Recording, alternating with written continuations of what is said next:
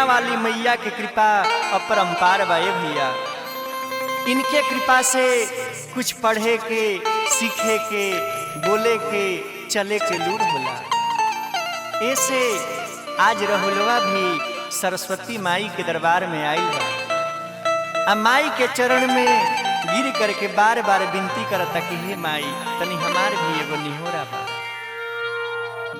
कि बीणा वाली मैया तोहरो, सरस्वती मैया तोहरो महिमा महान बा। पर कदम मैया नैया बीच मझधार बा। पर कदम मैया नैया बीच मझधार बा। बीणा वाली मैया तोहरो महिमा महान बा। महिमा महान बा। पर कदम मैया नैया बीच मझधार बा। पर कदम मैया है नैया बीच मझधार बा।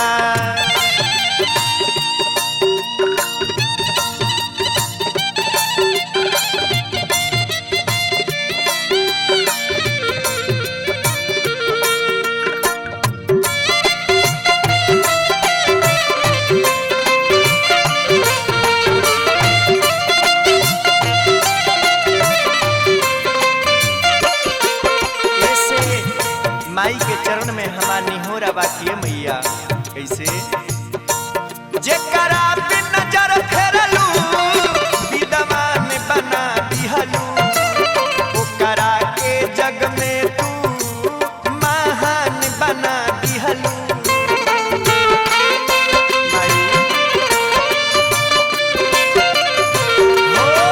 जेकरा पे नजर फेरलू विद्वान बना दिहलू।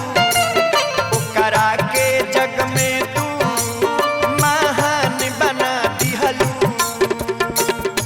बुद्धि के विधाता राउर, बुद्धि के विधाता राउर विनती बार बार बार, विनती बार बार बार।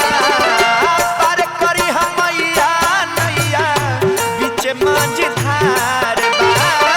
पर कदम मैया नैया बीच मझधार बा। बीणा वाली मैया तोहरो महिमा महान बा। महिमा महान बा। पर कदम मैया नैया बीच मझधार बा। पर कदम मैया नैया बीच मझधार बा।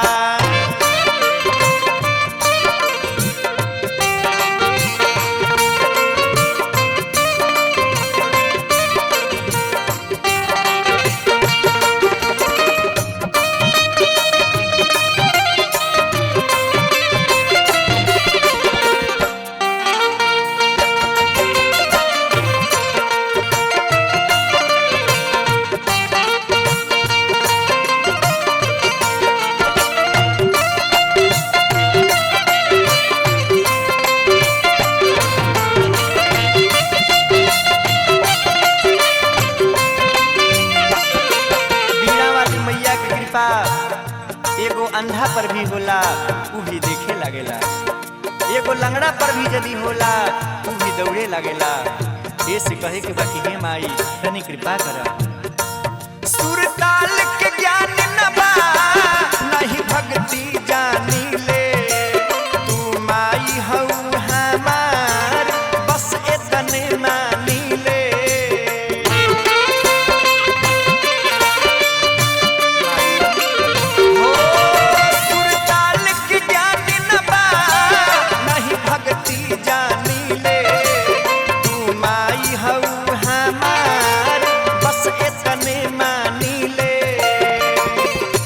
लड़का तोहार आजू, बालका तोहार आजू खड़ा दुआर बा। खड़ा दुआर बा।